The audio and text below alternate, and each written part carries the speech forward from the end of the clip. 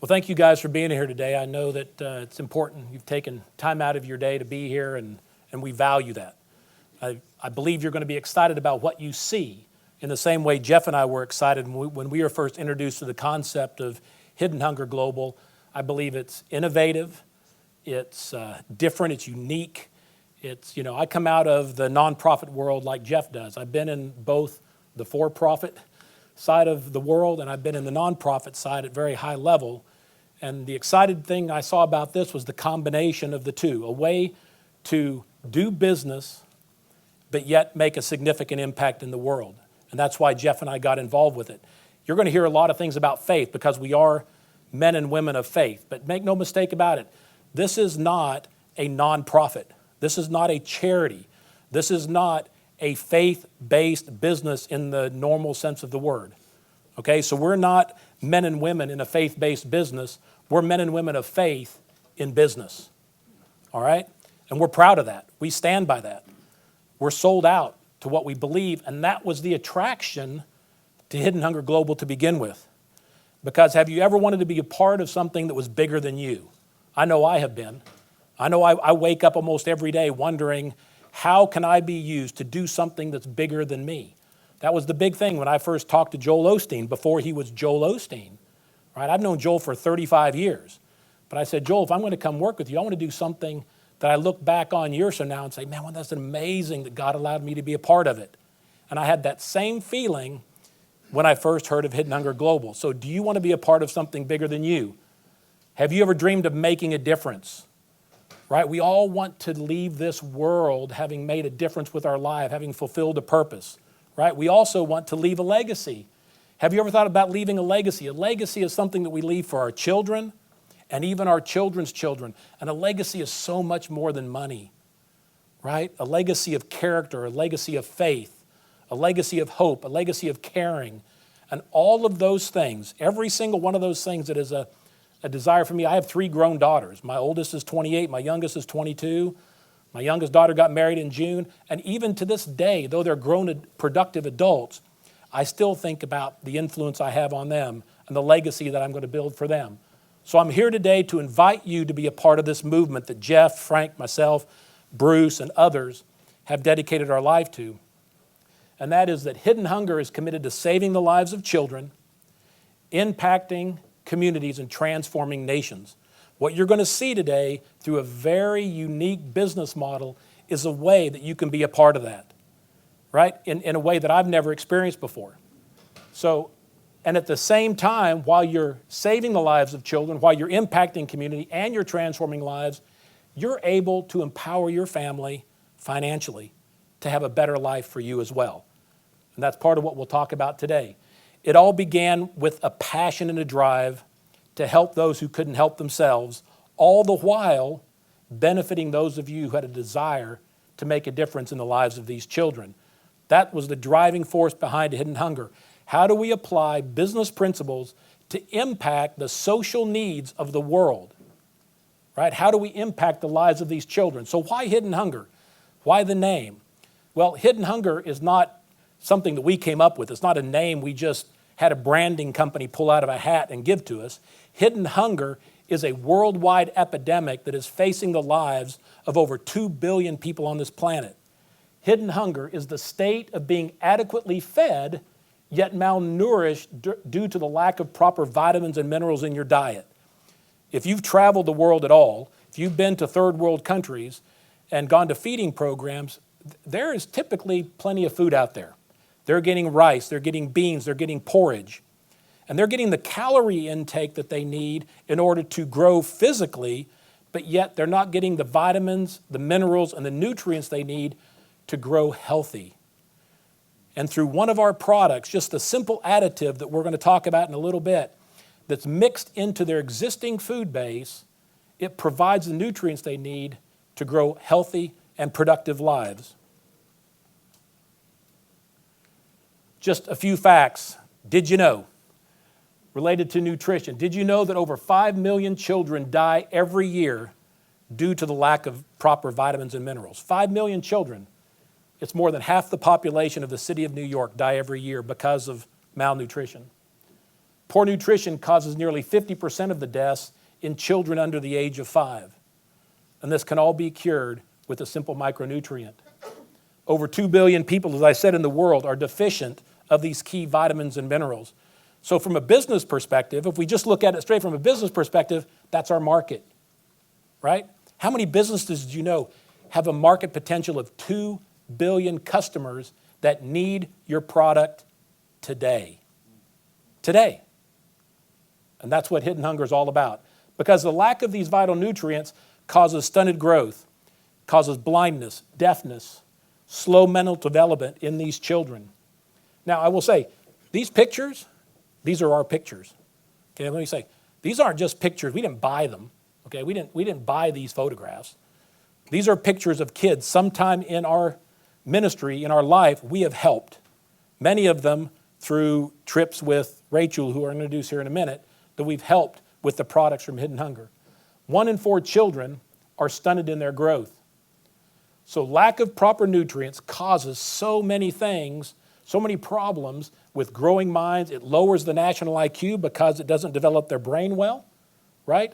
It wholesale damage to their immune system, serious birth defects, which then become generational, and the death of almost 1 million children every year. The head of an organization, one of our co-venture partners that we distribute our products with, called GAIN, stands for Global Alliance for Improved Nutrition. He says the case for the elimination of vitamin and mineral deficiency is compelling beyond description. The return on investment is without equal. The fact is, for a little bit, we can accomplish so much, right? The impact that our products have on the lives and the communities and the countries that these products are going into is immeasurable. So we heard about one of the areas we're addressing, malnutrition.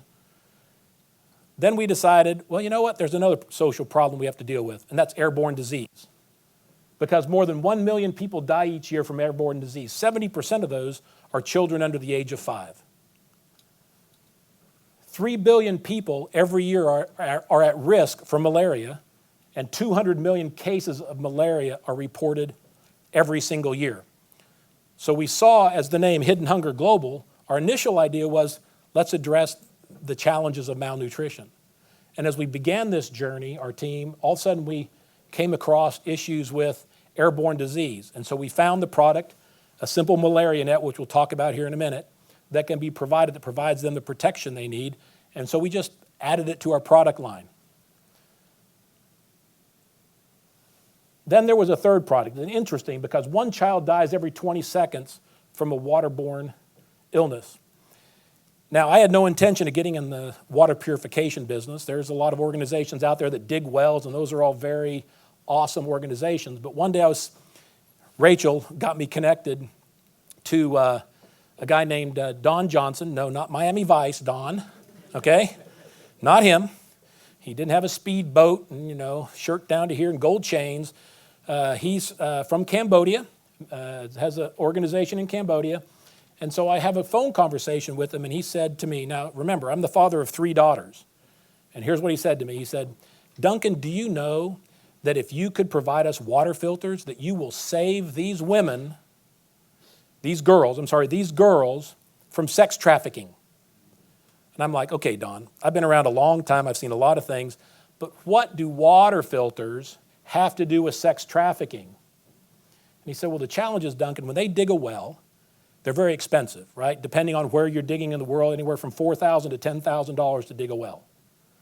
So he said, every morning these girls get up and they walk miles with jugs on their heads for miles to get water. And they're being kidnapped while they're walking to get water, and they're being put into sex trafficking. And if you can put this simple water filter into their home, now they can stay in the security of their community, and it saves them from sex trafficking. And I think within a couple weeks, we shipped him 400 water filters. We weren't in the water filter business, but because of the need that we wanted to meet, we made the decision as a company to do it, because 750 million people, that's 1 in 9 people on the planet, don't have access to clean drinking water. Disease caused by inadequate drinking water and sanitation and hand hygiene kills nearly 1 million people every year globally. So just like the micronutrient, just like the mosquito net, now the water filter, when we're addressing these 3 key social issues, we're able to make a difference. But it's not just a difference in the health of people, we're making an impact in the economies of nations. This is an interesting statistics. Women and children spend 140 million hours every day collecting water. Cumulatively, if you look at all the women and children on the planet in these third world countries that have to walk for hours, when you add all those hours up, they're spending 140 million hours every day just to get access to something that we take for granted that's sitting in front of you on your tables today. So not only are we helping them by providing these water filters with their health, but we're adding to the economy, to the culture of their community by keeping them safe, as well as letting them be productive doing other things other than schlepping water, right? So, Hidden Hunger Globals, I think we have an innovative social entrepreneurial cause marketing business model that's necessary in order to make a real impact in those 3 key areas. If we're going to impact these social areas, I believe that our model helps do that more effectively and efficiently than a traditional nonprofit model. So as that for-profit company, we can help others achieve their personal success. That's you in this room, right? Because we all have goals financially, and there's nothing wrong with that. But how great is it that you can do well by doing good? There aren't many businesses that allow you to do well by doing good. And our whole business model was structured around, number one, we have three primary things in our mission statement. One is save the lives of kids. The second is to empower families and people like you financially. And the third is to create a movement. You know, Tony Scott, who was with us this morning with some of our leaders, he said that it's not that we're a part of a movement. He thinks Hidden Hunger is the movement. And you know what? I'm going to take that as a word from the Lord, that that's what it is, and that we're beginning here with the people in this room and others that have already become a part of this, and we're going to begin now to take it to the world. So it's great that you can do well by doing good. So we use the power of relationship and cause marketing to impact these social issues in a dramatic way. You know, why network marketing? I think that Jesus and the disciples were the first ones. I think they were maybe the first network marketers in the world, right? Okay, I want you to follow me and you to follow me, and here's what I want you to do. Now, go into all the world, right, and preach the gospel. And then they go to cities and they say, here's what we're going to do, and here's who Jesus is, and here's what we believe. Now go into these cities, right? And they're recruiting teams of people. It's just that what they were selling was something eternal. And I believe that what we're selling, certainly not to that degree, don't want to put it quite at the level of my personal salvation, but we're selling hope, life, and health for these children around the planet. So our model is a little different, right? The traditional fundraising model. And this model right here, I've worked in this for 20 years. I know it extremely well. I've been a part of nonprofit organizations that are $100 million. And they spend, you know, millions on television, millions on direct mail, events, outbound telephone, and pursuing gifts to raise that dollar. And listen, I say this in every meeting we have. Those are great organizations. And we support, my wife and I, we support many of them. And we're, you know, I think many of them do great work, and we want to continue to support those. But that model is grossly inefficient, and it's putting a lot of that money you see to these organizations in the hands of marketing and media companies, right? And I know because I was in ministry, and I left and started a marketing and media company, and I was one of those guys they were paying a lot of money to, right? Well, our system's a little bit more effective and efficient. Our members sign up, they sell child-saving products to customers, and then those customers, through that sell process, and I'll explain a little bit later, those products are donated directly to our co-venture partners around the world. So we're actually selling you a product you never take possession of, which is an interesting business model, right? But at the same time, while you're doing it, we donate that product on your behalf to a charity. So we'll talk about that a little bit more. About the scenario we built here is a win in 4 different ways, not just for you as members of the organization, but for our customers, our co-venture partners, and the children that we serve. So Hidden Hunger Global has 3 what we call child-saving products, CSPs. You're going to hear that term a lot if you hang around here, especially when you get into our compensation plan. You're going to hear a lot about CSPs. And those products address those 3 key social issues: malnutrition, airborne disease, and clean drinking water. And I'm going to ask Rachel. Rachel is, I want you to meet her. Rachel is our Director of Humanitarian Outreach. I met Rachel about a year ago, maybe a little over a year ago. Was introduced to her because a key component of our business model is making sure that these products get in the hands of those who really need it. Right? We've all seen it. Rachel has seen it in spades because of her background, that all these humanitarian supplies get shipped and they end up on a tarmac somewhere, and because of customs issues or because of governmental constraints or because of lack of leadership on the ground, those products sit there and get wasted, they rot, or get, even worse, taken and resold, right? So we have a very, very strict vetting process to select our co-venture partners.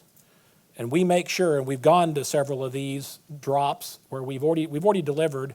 We did a little test thing last year, and in 90 days we delivered 33,000 child-saving products, just in 90 days. So we know the model works. And I went to Haiti, where we handed out nets, and we could have handed out 5 times the number of nets that we had. But the fact of the matter is that we have this vetting process with these co-venture partners, so we can ensure that it goes from our manufacturing to selling to the customer into the hands of our partners, and then from them into the hands of the children and the families that need it.